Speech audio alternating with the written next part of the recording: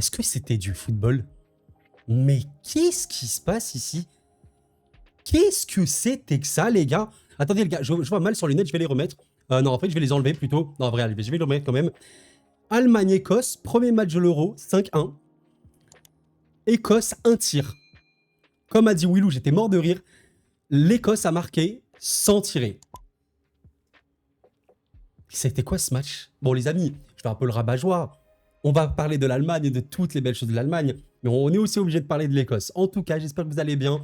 Je vous souhaite un excellent Euro. Et je vais également faire les pronostics des matchs de la journée prochaine, enfin plutôt du jour prochain. Donc tous les jours, on a 3 matchs. Vous me dites un petit peu si vous aimez ce système. Je me dis, pourquoi pas vivre cet Euro avec vous sur YouTube en mode une vidéo le soir, on débriefe les matchs rapidement et on fait également rapidement les pronostics pour les jours prochains. Bon, j'ai pensé à cette idée. Dites-moi un petit peu si vous êtes chaud. Et voilà, tout simplement, je vous invite à vous manifester. Bon, on va évoquer quand même cette Allemagne qui est belle. Mais avant, je dois évoquer l'Écosse qui, honnêtement, les gars, l'Écosse, c'était niveau quoi ce soir? Est-ce que c'était niveau Ligue 1, l'Écosse? Non. Est-ce que l'Écosse était niveau Ligue 2? Je pense pas. Non, en vrai, sans rien enlever à la performance allemande, hein. Mais là, il y avait un niveau abyssal. Il y avait un niveau abyssal. Et comme je l'ai évoqué sur Twitter, je vous invite à me rejoindre sur Twitter, CoroFoot.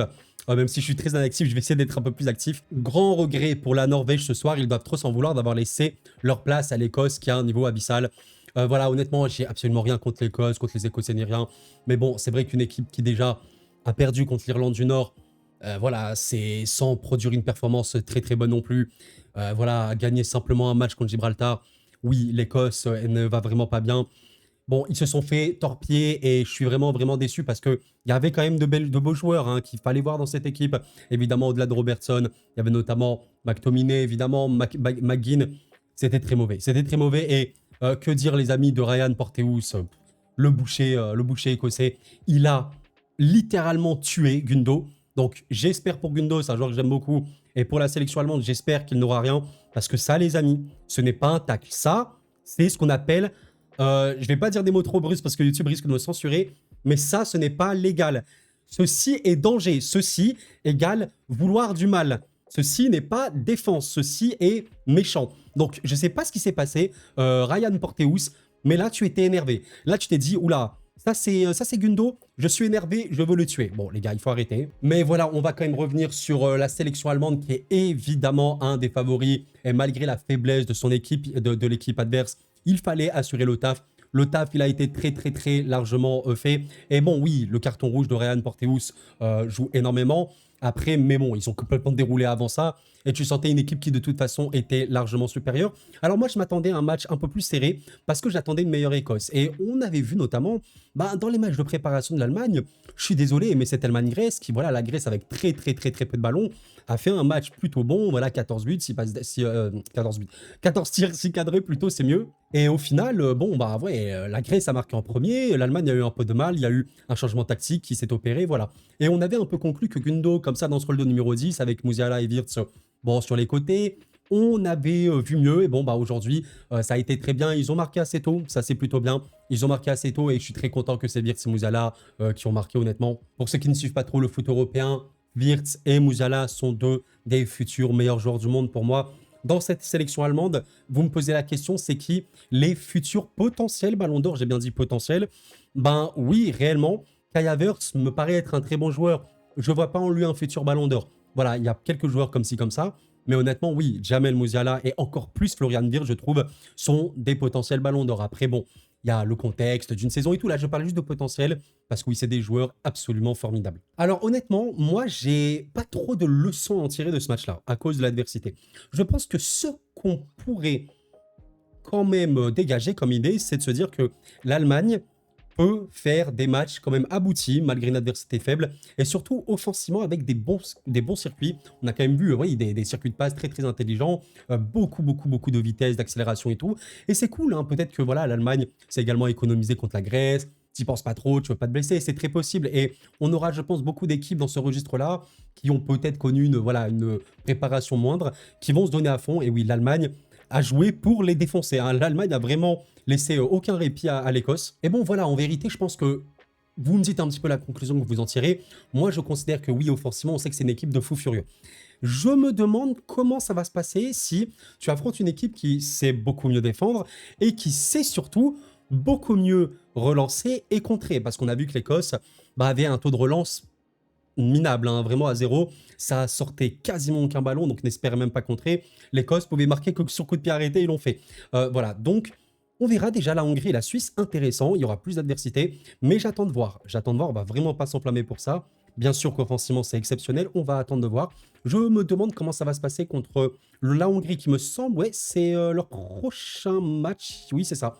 Allemagne-Hongrie, qui va être exceptionnel ce match-là. La Hongrie a, je trouve, une meilleure qualité de relance. Ça c'est mieux sortir les ballons et ça c'est mieux contrer. On verra bien. Et surtout, qu'est-ce qui se passe si l'Allemagne affronte une équipe de possession comme l'Espagne? Forcément, en vrai, c'est pas si pire, parce que je pense que l'Allemagne sur le ballon, mine de rien, ça peut être énorme. Quand tu as des passeurs comme Gundo, comme Kroos surtout, quand tu as des meneurs de jeu, des talents fous techniquement parlant, comme Musiala, comme Wirtz ou quoi, même Havertz qui sait totalement faire le pivot, etc. Ouais, je pense que cette Allemagne, même sans le ballon, elle peut être très forte, même limite meilleure sans ballon. En tout cas, hâte de voir les amis, hâte de voir. Voilà, je vais pas débriefer non plus le match longtemps, comme je vous l'ai dit. On fait dans ces vidéos un débrief et les pronostics du jour prochain. Donc vous me dites un petit peu ce que vous avez pensé de cette Allemagne-là. Et on passe directement au pronostic du jour prochain. Et je le répète encore une fois, sincèrement, dites-moi si vous appréciez que je fasse les pronostics du jour prochain. Donc voilà, et on le fera sans problème.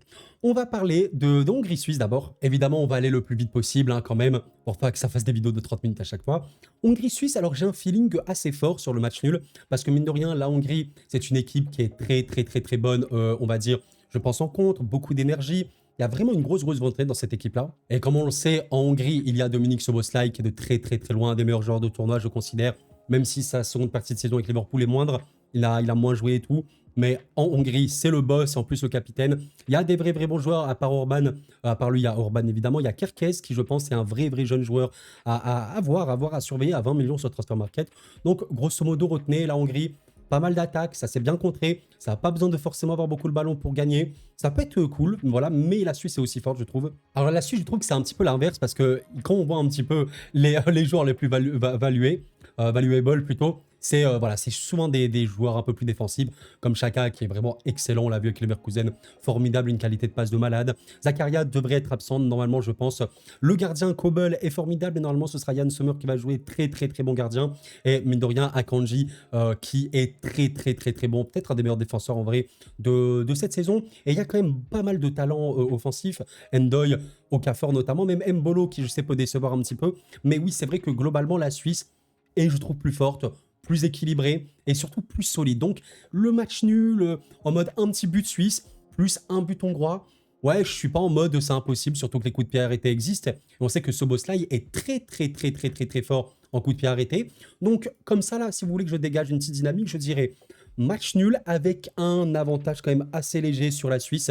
Je me dis quand même que la limite de la Suisse, ce sera la présence de Shaqiri ou non, parce que Shaqiri, malheureusement, ne joue plus vraiment au football. Et ils ont un peu ce problème de créativité. Donc sans lui, c'est une autre Suisse. C'est plus la Suisse d'il y a 3 ans, l'Euro 2021, clairement. Mais bon, voilà, en tout cas, en poule, vous voyez que ça a fini deuxième, avec 11 buts encaissés quand même, alors que c'est plutôt, je trouve, leur point fort, et 22 buts marqués.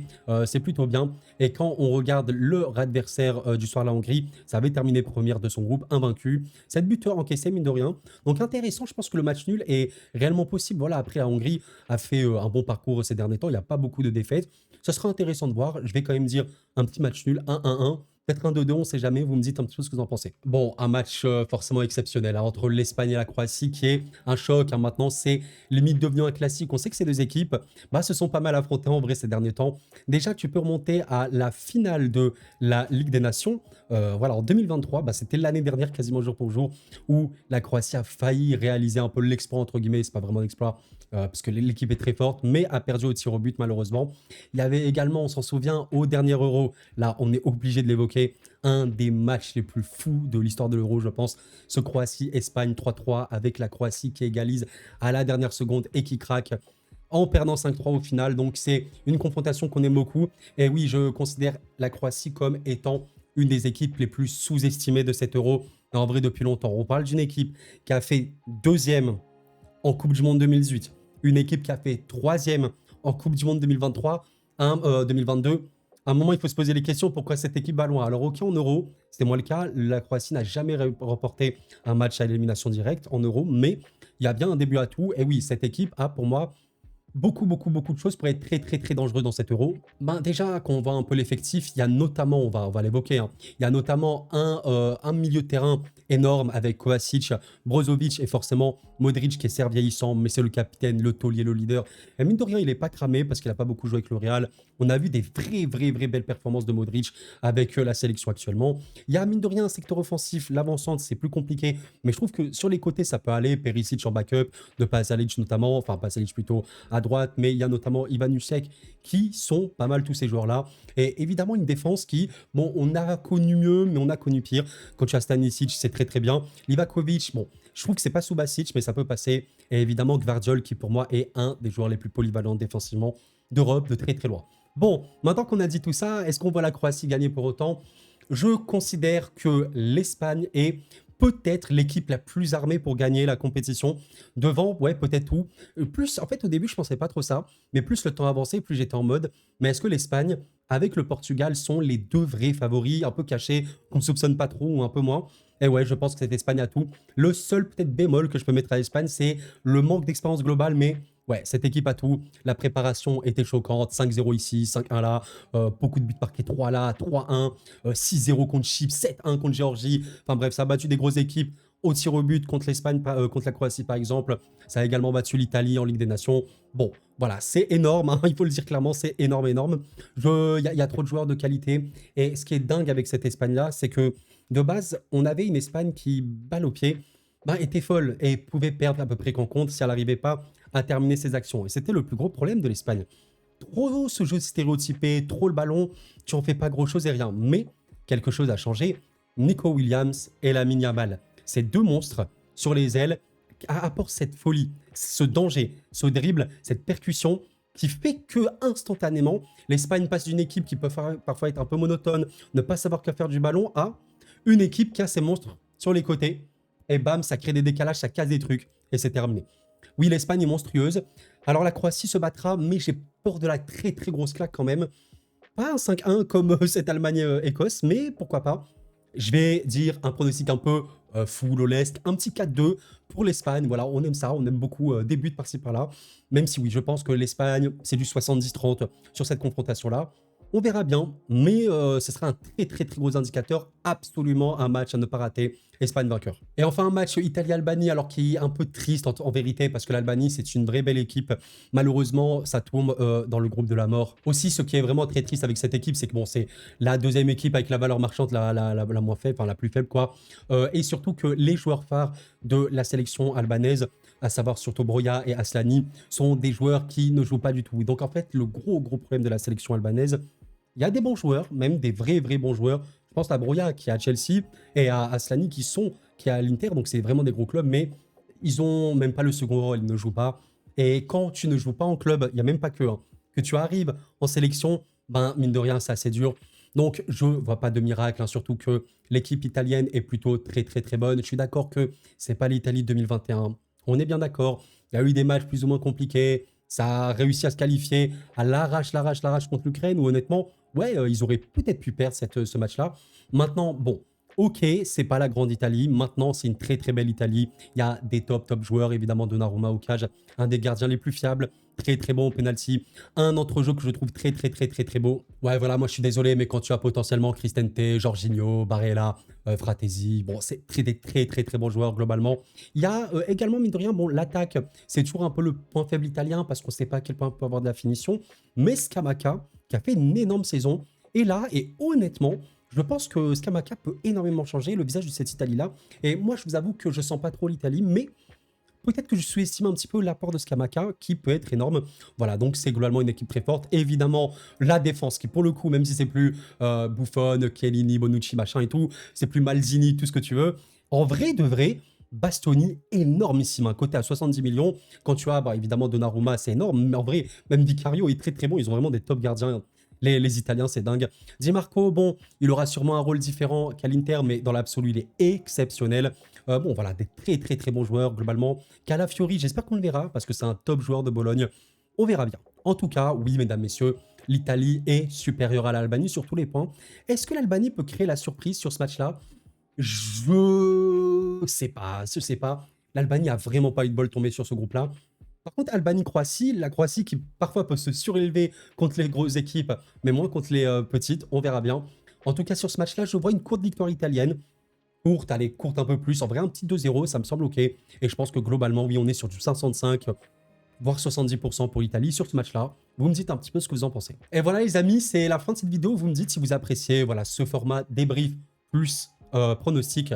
En vrai, j'essaie d'aller au plus vite. Vous voyez que je parle très très vite pour pas faire des vidéos de 35-40 minutes. Comme ça reste digeste. Je suis trop hype de 7 euros. On a déjà eu 6 buts en un match. Mais les Écossais, mais qu'est-ce que vous avez fait? Ah là là! L'Écosse a complètement craqué sur ce match. Je n'ai pas compris. On s'attendait à avoir une Écosse moindre. Mais pitié, les gars, pitié. Oh là là. On verra bien. 6 buts aujourd'hui. Vos pronostics pour demain, on aura combien de buts? En vrai, si vous m'écoutez maintenant, s'il vous plaît, dites-moi, si vous êtes au bout de la vidéo, dites-moi combien de buts vous voyez pour demain. Enfin, pour cette journée-là, du samedi 15 juin. En vrai, je vois, allez, on va dire 12 buts. Allez, on va dire 12 buts en 3 matchs. On est des fous. Les amis, merci d'avoir suivi la vidéo. C'était Koro. Prenez soin de vous. Encore une fois, un excellent euro à tout le monde. C'était Koro. Et la paix sur vous.